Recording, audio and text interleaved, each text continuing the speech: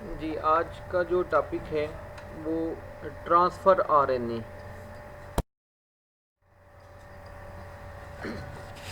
कह रहे group of small RNAs have important role in protein synthesis. ठीक है, ये जो ट्रांसफ़र आरएनए हैं ये मतलब तादाद में थोड़े होते हैं और इनका प्रोटीन सिंथेसिस में इंतहाई इम्पॉर्टेंट रोल है। Transfer RNA represents 15% of total RNA in the cell. तो टोटल जो आरएनए हैं, जो मैसेंजर आरएनए, राइबोसोमल आरएनए, ठीक है, और जो दूसरी टाइप्स के आरएनए हैं, उनमें से 15% जो है वो ट्रांसफ़र आरएनए होते हैं। 20 iso acceptor families of transfer RNA. तो कह रहे हैं कि देर आर डिफरेंट समझ के टाइप्स ऑफ ट्रांसफ़र आरएनए हैं, उनकी आगे से प्रॉपर्टीज़ के लिहाज से। आइसो एक्सेप्टर से मुराद है कि वो आइसो मिलते जुलते हैं लेकिन जो डिफरेंट माइनो एसिड को एक्सेप्ट कर सकते हैं, ठीक है ना। तो इसलिए एक लिहाज से इनकी 20 टाइप्स हैं। कह रहे कि they are very specific transfer RNA for specific amino acid. ठीक है, तो एक ट्रांसफ़र आरएनए किसी खास माइनो एसिड के लिए ही स्पेसिफिक होगा, वो उसी को ट्रांसफ़र करेगा। और कह रहे कि जो ट्रांसफ़र आरएनए हैं they are composed of 75 to 85 nucleotides. तो इन जो ट्रांसफ़र आरएनए हैं इनमें 75 to 85 न्यूक्लियोटाइड्स पर ये मुश्तमिल होते हैं। ठीक है, इनका जो साइज़ है वो 4s इन साइज़ है। Along with normal bases have some unusual bases. ये कह रहे हैं इनमें एक तो नॉर्मल बेसिस वही हैं जो चार हम पढ़ते आ रहे हैं कि एडेनिन है, ग्वानिन है, साइटोसिन है और यूरासिल है। क्योंकि ये आरएनए है उसमें थाइमिन नहीं है, थाइमिन की जगह पे यूरासिल है। तो कह रहे हैं इसके अलावा इनमें कुछ अनयूजुअल जो बेसिस है वो भी पाई जाती हैं। वो कौन सी हैं? जैसे मिथाइल एडेनिन है, ठीक है, मिथाइल ग्वानिन है, मिथाइल साइटोसिन है, फिर डाई हाइड्रोक्सी यूरासिल है, फिर राइबोथाइमिडाइन है, फिर सूडो यूरिडिन है। तो दीज आर अनयूजुअल बेसिस, ठीक है, also found in transfer RNA along with usual. जो यूजुअल चार मैंने बताई, तो उनके साथ साथ ये कुछ जो हैं वो अनयूजुअल बेसिस भी ट्रांसफ़र आरएनए का हिस्सा होती हैं। स्ट्रक्चर की बात करें तो इसका जो स्ट्रक्चर है वो लूप्स की शक्ल में होता है। कह रहे कि they have conserved sequence at 5 prime end, और वहाँ पे जी होते हैं, ठीक है, जो 5 प्राइम एंड है वहाँ पे जी प्रेजेंट होते हैं, एंड 3 प्राइम एंड पर CCA। तो ये जो सीक्वेंस है ये इनकी कंजर्व्ड है, मतलब 5 प्राइम एंड पे लाजमी जी होगा और 3 प्राइम एंड पे जो एंड पे होगा वो CCA। कह रहे कि अमाइनो एसिड अटैचमेंट साइट और amino acid acceptor which terminates with the triplet CCA। यानी जो 3 प्राइम एंड पे जो CCA है ये अमाइनो एसिड के लिए अटैचमेंट या अमाइनो एसिड एक्सेप्टर साइट है। एंटीकोडान लूप और एंटीकोडान ट्रिपलेट जो है वो 8 से 10 न्यूक्लियोटाइड पर मुश्तमिल होता है। अब एंटीकोडान से मुराद क्या है कि न्यूक्लियोटाइड की वो सीक्वेंस जो मैसेंजर आरएनए की सीक्वेंस के कम्प्लीमेंट्री होगी, ठीक है, मतलब मैसेंजर आरएनए पे जो न्यूक्लियोटाइड की सीक्वेंस है उसके उलट होगी, ठीक है। इसीलिए तो ट्रांसफ़र आरएनए आके फिर अटैच होगा ना मैसेंजर आरएनए और राइबोसोमल आरएनए के साथ। तो कह रहे कि उसको बोलते हैं एंटीकोडान, ठीक है। तीन टर्में हैं। डीएनए पर न्यूक्लियोटाइड की जो सीक्वेंस है उसको बोलते हैं जेनेटिक कोड, ठीक है। मैसेंजर आरएनए पर जो न्यूक्लियोटाइड की सीक्वेंस है उसको बोलते हैं कोडान, ठीक है। और ट्रांसफ़र आरएनए पे जो है वो एंटीकोडान। कह रहे हैं कि इसके जो डी लूप है, डिफरेंट लूप्स हैं, तो आगे हम डायग्राम में देखते हैं। तो जो डी लूप है वो 10 से 12 न्यूक्लियोटाइड पर मुश्तमिल है and rich in DHY di hydroxy uridine, therefore called as D loop. तो इसको डी लूप क्यों कहते हैं कि इसमें डाई हाइड्रोक्सी यूरिडिन बेसिस की तादाद ज़्यादा होती है, इसको डी लूप कहते हैं। तो इसका एक्टिवेशन एंजाइम रिकग्निशन लूप, तो ये जो है जो एक्टिवेशन एंजाइम है जो इस ट्रांसफ़र आरएनए को एक्टिवेट करता है, तो उस एंजाइम को रिकग्नाइज करने की साइट है, मतलब वो एंजाइम यहाँ पे आके बाइंड होता है। फिर इसकी टी लूप है।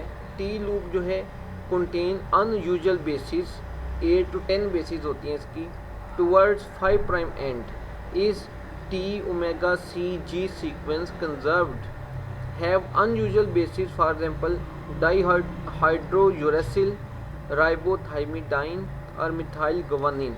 ठीक है, तो कह रहा है कि इसके भी 5 प्राइम एंड पर अनयूजुअल बेसिस प्रेजेंट होती हैं और 8 से 10 ही बेसिस हैं। ये टी लूप है। ठीक है, तो जो ट्रांसफ़र आरएनए है इसकी जो स्ट्रक्चर है वो डिफरेंट लूप्स की शक्ल में हम आगे डायग्राम में देखते हैं। ये इसका स्ट्रक्चर है ट्रांसफ़र आरएनए का।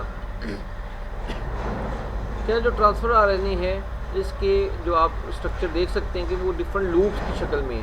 ठीक है, जो इसका सबसे नीचे वाला हिस्सा है वो कोडान के साथ बाइंड करेगा, मतलब मैसेंजर आरएनए पे जो 3 न्यूक्लियोटाइड की सीक्वेंस है इसको कोडान कहते हैं, तो वो उसके साथ बाइंड करने के लिए होते हैं 3 न्यूक्लियोटाइड, उनको बोलते हैं एंटी कोडान। ठीक है, तो 3 न्यूक्लियोटाइड की सीक्वेंस मैसेंजर आरएनए पे कोडान कहलाती है और 3 न्यूक्लियोटाइड की सीक्वेंस ट्रांसफ़र आरएनए के ऊपर एंटी कोडान कहलाती है।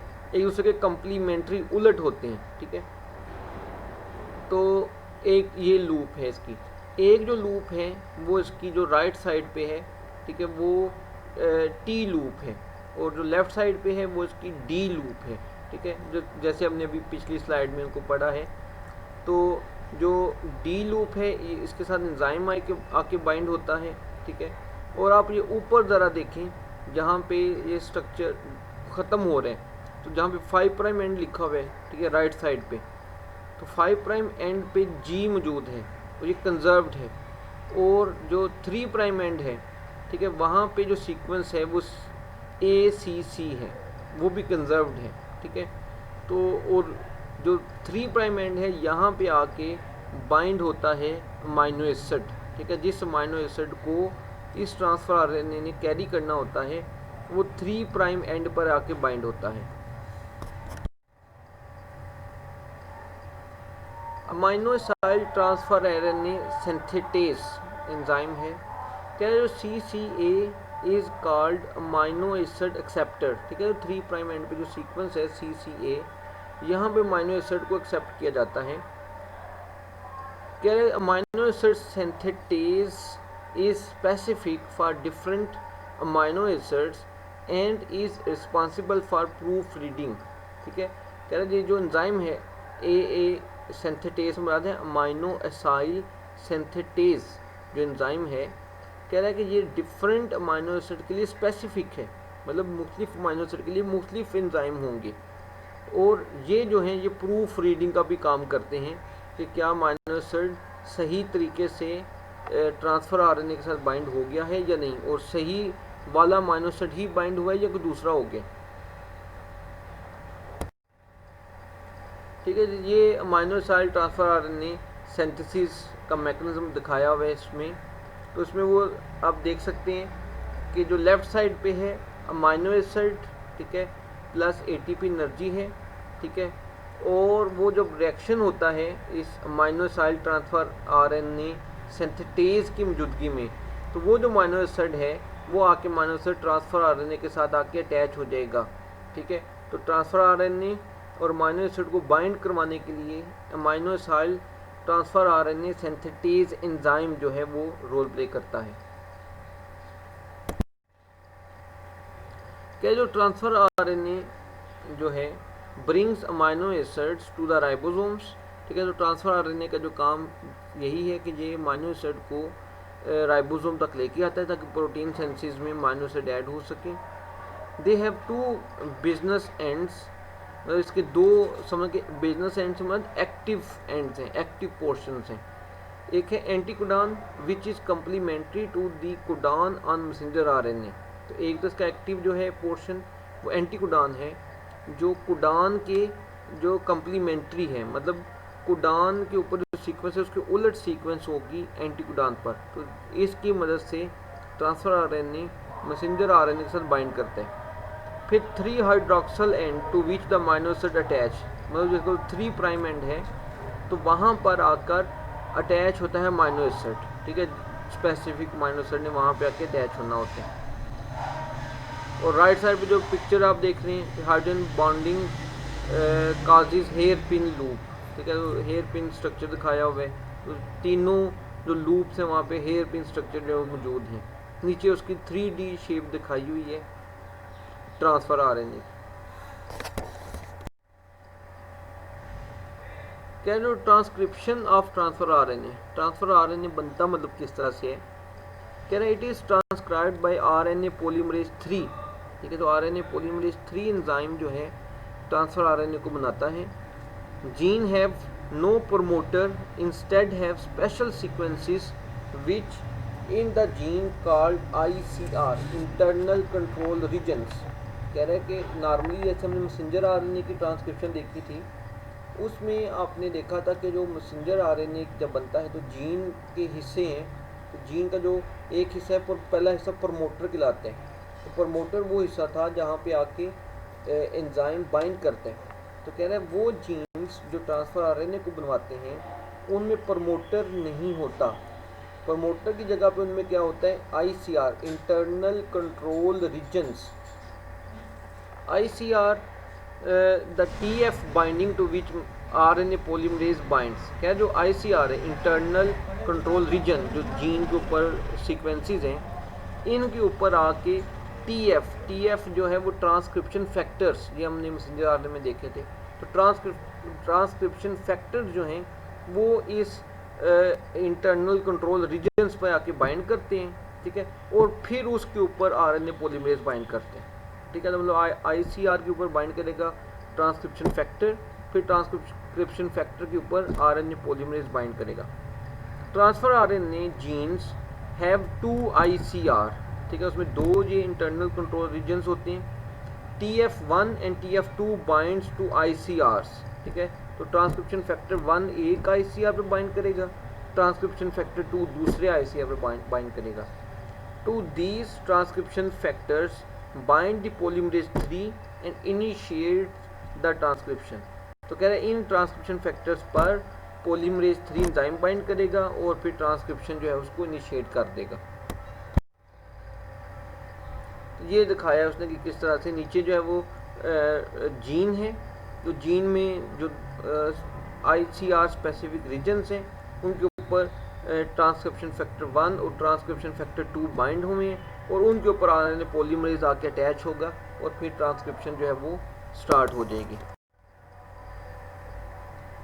पोस्ट ट्रांसक्रिप्शनल मॉडिफिकेशन, मतलब जब ट्रांसक्रिप्शन हो जाती है तो फिर क्या इवेंट्स होते हैं, क्या transfer RNA molecule is large enough in size and is subject to the post transcriptional modification before ready to use.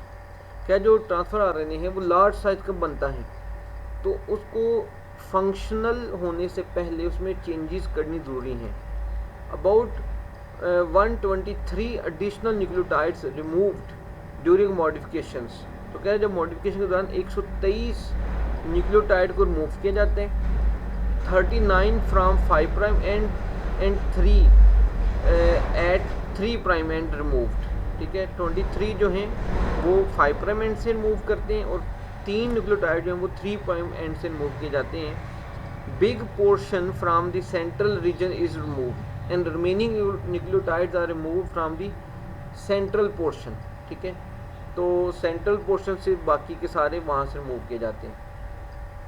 क्या जो गवानीन है G is added at 5 prime end and CCA sequence to 3 prime end of pre transfer RNA।